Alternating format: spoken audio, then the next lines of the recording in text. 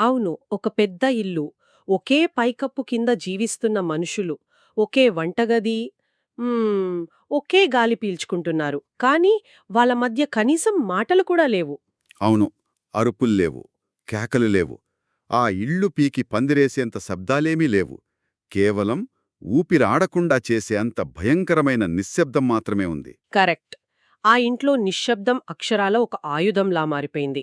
అంటే దశాబ్దాలుగా సాగుతున్న భూతగాదాలు ఆ ఇంటిని రెండుగా చీల్చేశాయి. ఈనాటి మన డీప్ డైవ్కి స్వాగతం. ఈరోజు మనం విశ్లేషించబోయే ఆధారాలు మనల్ని రాయలసీమలోని ఒక గ్రామానికి తీసుకువెళ్తున్నాయి. అవును. ఆ గ్రామం పేరు శ్రీరంగరాజుపల్లి. అక్కడ ఒక ప్రముఖ కుటుంబం పరిస్థితి ఇది. అన్నదమ్ములు బద్ధశత్రువులయ్యారు.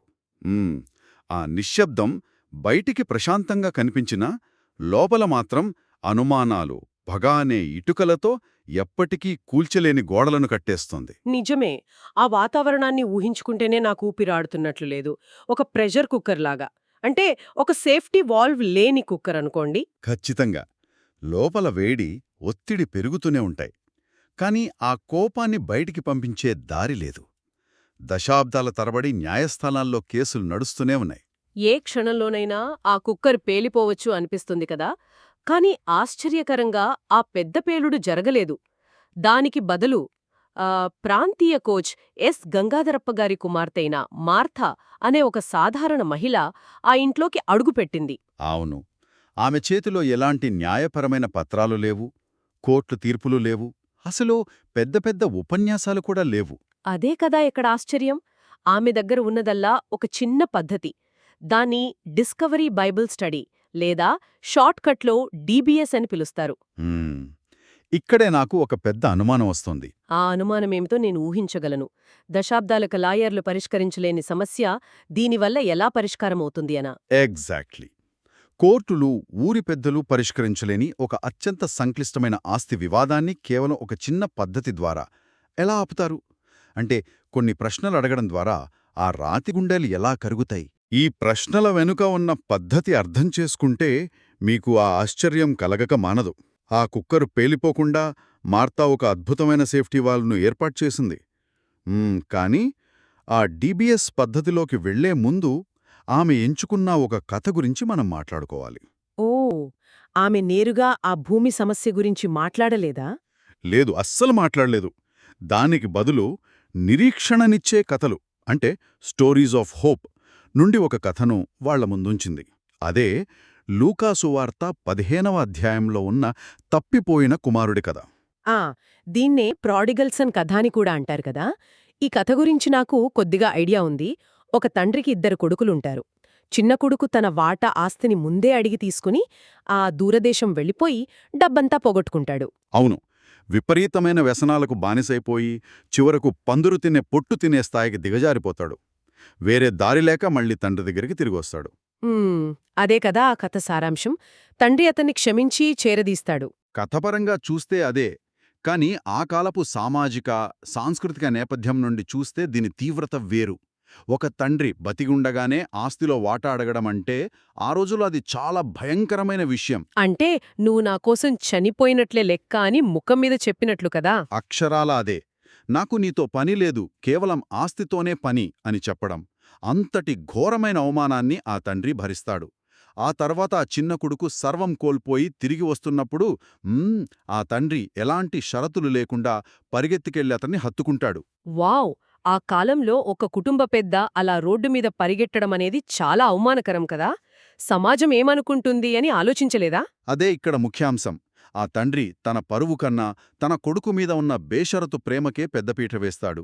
సమాజం మొత్తం ఆ కొడుకుని వెలివేసినా తండ్రి మాత్రం హక్కున చేర్చుకున్నాడు. నిజంగా ఆ తండ్రి క్షమాగుణం అద్భుతం. అయితే ఇక్కడ నాకొక ఆలోచన వస్తోంది. మార్తా ఈ కథను ఎంచుకున్నది ఆ తండ్రి ప్రేమను చూపించడానికి మాత్రమే కాదు కదా. ఎందుకంటే ఆ కథలో ఇంకో పాత్ర కూడా ఉంది. మీరు కరెక్టు పాయింట్కి వచ్చారు. ఎప్పుడో ఇంట్లోనే ఉంటూ తండ్రి మాట జవదాటని ఆ పెద్ద కొడుకు పాత్ర. ఇక్కడే అత్యంత ఆసక్తికరమైన విషయం దాగి ఉంది. అవును, కథలో అసలైన మానసిక సంఘర్షణ అంతా ఆ పెద్ద కొడుకు దగ్గరే మొదలవుతోంది కదా. ఆ తమ్ముడు తిరిగి వచ్చాడని తండ్రి పండుగ చేస్తుంటే ఆ పెద్దన్నకి విపరీతమైన కోపం వస్తుంది. కోపమే కాదు, అసూయ కూడా. నేను ఇన్ని సంవత్సరాలు నీకు బానిసలా సేవ చేశాను, నీ మాట ఏనాడూ జవదాటలేదు అని తండ్రితో వాదిస్తాడు. ఆస్తిని నాశనం చేసిన వీడికి మాత్రం విందు చేస్తున్నావా అని నిలదీస్తాడు. అంతేకదా, ఆ కోపంతో కనీసం ఇంట్లోకి వెళ్లడానికి కూడా నిరాకరించి బయటే నిలబడిపోతాడు పెద్ద కొడుకు. తానే ఎప్పుడూ కరెక్ట్ అనే ఒక రకమైన అహంకారం, ఒక న్యాయబద్ధమైన కోపమది. ఎగ్జాక్ట్లీ. ఆ పెద్దన్న దృష్టిలో న్యాయం మాత్రమే ముఖ్యం, బంధం కాదు. వాడు తప్పు చేశాడు, వాడికి శిక్ష పడాలి అన్నదే వాడి వాదన. ఈ లెక్కల వల్ల అతను తన సొంత తమ్ముణ్ణి ఒక శత్రువులా చూస్తున్నాడు. ఓ, ఇప్పుడు అర్థమవుతోంది. ఇది ఆ శ్రీరంగరాజుపెళ్లి కుటుంబం పరిస్థితికి అచ్చంగా అద్దం పడుతోంది. వాళ్లు కూడా దశాబ్దాలుగా ఎవరికి వారు నేనే కరెక్ట్, నాకే అన్యాయం జరిగింది అని వాదించుకుంటున్నారు కదా. అవును, నా హక్కుల కోసం నేను పోరాడుతున్నాను అని నమ్ముతూనే ఈ కోర్టు కేసుల్లో కూరుకుపోయారు. ఈ కథ వాళ్ల ముందొక అద్దాన్ని ఉంచింది. సరే, ఇప్పుడు ఈ కథను మార్త వాళ్ల ముందు ఎలా ప్రవేశపెట్టిందో చూద్దాం. డీబీఎస్ పద్ధతిలో మొదటి దశ కనెక్ట్ కదా, హృదయాలను కలపడం. దీన్ని మార్త ఎలా మొదలుపెట్టింది? ఆమె ముందుగా కుటుంబ సభ్యులందర్నీ ఇంటి ఆవరణలో ఒక చాపమీద కూర్చోబెట్టింది. కుర్చీలు, సోఫాలు కాకుండా నేలమీద చాపపర్చనం వెనుక కూడా ఒక ఉద్దేశముంది. అది అందర్నీ ఒకే స్థాయికి తీసుకొస్తుంది. ఎవరూ ఎక్కువ కాదు, ఎవరూ తక్కువ కాదు అనే భావన కలిగిస్తోందన్నమాట. ఈ కనెక్ట్ దశలో మార్తా కేవలం 3 ప్రశ్నలు అడిగింది అని మన ఆధారాలు చెప్తున్నాయి. మొదటిది, ఈ వారం మీరు దేనికోసం దేవునికి కృతజ్ఞతలు తెలుపుతున్నారు? అవును. రెండోది, ఇప్పుడు మీ జీవితంలో మిమ్మల్ని ఒత్తిడికి గురిచేస్తోంది ఏమికి? మరియు మూడోది, గతవారం తీసుకున్న నిర్ణయాలు ఎలా పాటించారు? ఇక్కడ మూడవ ప్రశ్న తదుపరి సమావేశాల కోసమని మనకర్థమవుతోంది. కాని ఆ మొదటి 2 ప్రశ్నలు, ముఖ్యంగా ఆ కృతజ్ఞతకు సంబంధించిన ప్రశ్న, దశాబ్దాలుగా శత్రువుల్లా ఉన్న వాళ్ళని అడిగితే అసలు పనిచేస్తుందా? వాళ్ళు ఒకరి ముఖమొకరు చూసుకోవడానికి ఇష్టపడట్లేదు. అది నిజమే. కానీ కృతజ్ఞత గురించి అడగడమనేది కేవలం ఫార్మాలిటీ కాదు. మనిషి ఒత్తిడిలో లేదా కోపంలో ఉన్నప్పుడు మెదడులోని ఎమిగ్డలా అనే భాగం ఎప్పుడూ దాడుల గురించి, ముప్పు గురించి ఆలోచిస్తోంది. దీన్నే ఫైట్ ఆర్ ఫ్లైట్ రెస్పాన్స్ అంటారు. అంటే వాళ్ళు ఎప్పుడు ఒకరిమీదొకరు దాడి చేసుకోవడానికి సిద్ధంగా ఉన్నారన్నమాట. కరెక్ట్. కాని ఒక్కసారి కృతజ్ఞత చెప్పాల్సిన విషయం గురించి ఆలోచించడం మొదలుపెడితే మెదడు ఆ రక్షణాత్మక స్థితి నుండి బయటకొస్తుంది. ఆ తర్వాత ఆమె రెండో ప్రశ్న అడిగింది, మిమ్మల్ని ఒత్తిడికి గురిచేస్తోంది ఏమిటి అని. ఈ ప్రశ్నే కదా ఆ భయంకరమైన నిశ్శబ్దాన్ని బద్దలు కొట్టింది. ముందు అందరూ మౌనంగా ఉండిపోయినా ఆ ఇంటి తండ్రి ముందుగా నోరు విప్పాడు అని చదివాను. అతను ఏమని చెప్పాడు? ఆ తండ్రి తన మనసులో ఉన్న భూమి గొడవల భారాన్ని, దానివల్ల తను అనుభవిస్తున్న తీవ్రమైన మానసిక ఒత్తిడిని ఆ సమావేశంలో బయటపెట్టాడు. ఆ కోర్టు కేసులు తనను ఎంతగా కృంగదీస్తున్నాయో మొదటిసారిగా అందరి ముందు అంగీకరించాడు. వావ్! సరే, దీని కొంచెం విడమర్చి చూద్దాం. ఒక శత్రువు ముందు మన బాధను ఒప్పుకోవడం అంటే మన మెడను వాళ్ల చేతికిచ్చినట్లే అనిపిస్తుంది కదా. కానీ ఇలా పంచుకోవడం వల్ల శత్రువులు కూడా సానుభూతితో ఎలా దగ్గరవుతారు? ఎందుకంటే వాళ్లకొక మానవత్వపు కోణం కనిపిస్తుంది. వీళ్లు కూడా నాలాగే నిద్రలేని రాత్రులు గడుపుతున్నారా, ఈ గొడవల వల్ల నలిగిపోతున్నారా అని వాళ్లకర్థమవుతుంది. ఒకరి బాధలు మరొకరికి అర్థమైన క్షణం ఆ గోడలు బీటలు వారడం మొదలయ్యాయి. భలే చెప్పారు. ఒకడి ఒత్తిడిని ఒకరు పంచుకోవడం వల్ల ఆ దశాబ్దాల మౌనం కరిగిపోయింది. ఆ సేఫ్టీ వాల్వ్ ఓపెన్ అయింది. ఆ తర్వాత వాతావరణం సడలిన వెంటనే మార్త వాళ్లను 2వ దశలోకి తీసుకువెళ్ళింది. అవును, దీని పేరు డిస్కవర్, అంటే సత్యాన్ని కనుగొనడం. ఇక్కడే ఆ తప్పిపోయిన కుమారుడి కథను వాళ్లతో చదివించింది. కాని దీన్ని చదివిన తర్వాత ఆమె ఒక అద్భుతమైన టెక్నిక్ వాడింది. అదేమిటంటే ఆ కథను వాళ్ల సొంత మాటల్లో, వాడుక భాషలో తిరిగి చెప్పమనడగడం కదా. ఇలా కథను సొంత మాటల్లో చెప్పడం వల్ల ఆ కథ వారికి మరింత దగ్గరవుతుంది. ఖచ్చితంగా. దీన్నే మనం నెరేటివ్ ట్రాన్స్పోర్టేషన్ అంటాం. ఆ కథను వాళ్లు చెప్తున్నప్పుడు తెలియకుండానే ఆ పాత్రల స్థానంలో తమని తాము చూసుకోవడం మొదలుపెట్టారు. ఆ తరువాత మార్త మళ్ళీ 3 ప్రశ్నలడిగింది. వాక్యం దేవుని గురించి, మనుషుల గురించి, దేవుని ఉద్దేశం గురించి ఏం చెప్తుంది? దేవుడు ఈ వాక్యం ద్వారా నీతో ఏం మాట్లాడుతున్నాడు? మరియు మూడవది, నీలో నువ్వు ఏమి మార్పు చేసుకుంటావు అని. అవును, ఈ 3వ ప్రశ్నే వాళ్లను లోతుగా ఆలోచింపచేసింది. నీలో నువ్వేమి మార్పు చేసుకుంటావో. ఇతరులలో తప్పులెంచడం చాలా సులభం, కాని మనల్ని మనం ప్రశ్నించుకోవడం చాలా కష్టం. అంతే కదా. వాడు మారాలి, అప్పుడు నేను మారుతాను అని మనం ఎప్పుడూ కండిషన్స్ పెడుతుంటాం.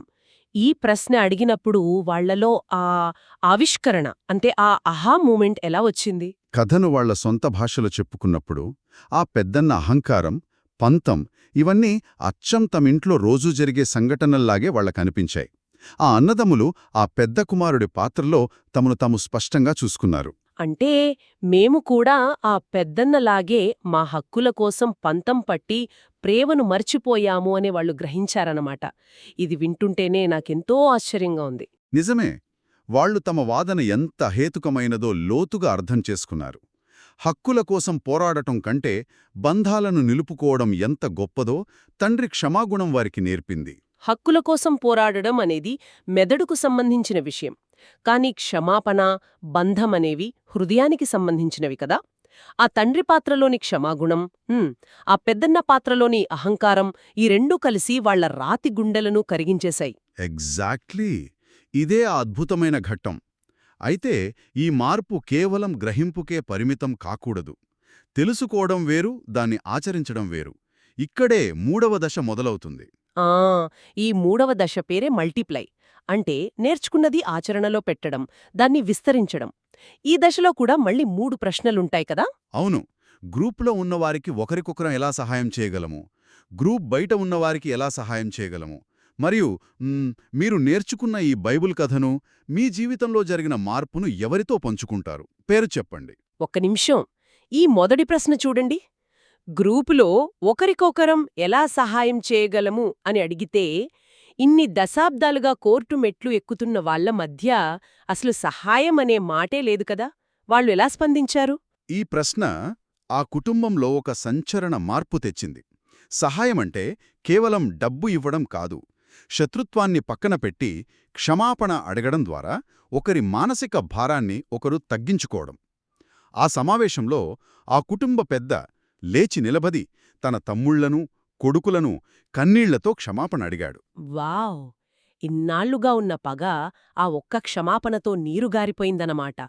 ఆస్తి కంటే మాకు మా కుటుంబమే ముఖ్యం అని వాళ్ళొక చారిత్రాత్మక నిర్ణయం తీసుకున్నారు. అవును, దశాబ్దాలుగా నడుస్తున్న ఆ భూమికి సంబంధించిన కోర్టు కేసులను, లీగల్ క్లెయిమ్స్ను ఉపసంహరించుకోవాలని వాళ్ళు అక్కడికక్కడే నిర్ణయించుకున్నారు. ఇది నమ్మశక్యం కాని పరిణామం అసలు. ఒకే ఒక్క సమావేశం.